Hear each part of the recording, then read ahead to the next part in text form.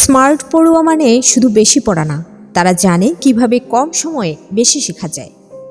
আজকে আমরা শিখব স্টুডেন্টদের জন্য 5টি গোল্ডেন টিপস। চলো তাহলে শুরু করা যাক।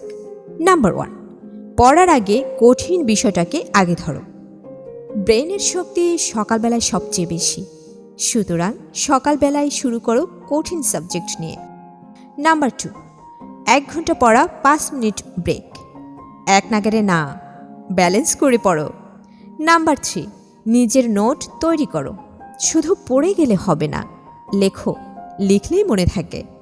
নাম্বার 4, রিভিশনের দিন ঠিক করো, প্রতি সপ্তাহে। পুরনো পড়া ভুললে নতুন কিছু মনে রাখা খুবই কঠিন, তাই অবশ্যই রিভিশনের দিন ঠিক করে নেওয়া উচিত।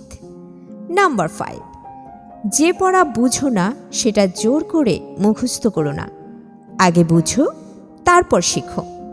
ভালো ছাত্র তারা না যারা বেশি পড়ে, বরং যারা বুঝে পড়ে, প্ল্যান করে পড়ে, তারাই এগিয়ে যায়। তুমি আছো কোন দলে? কমেন্ট করে জানাও।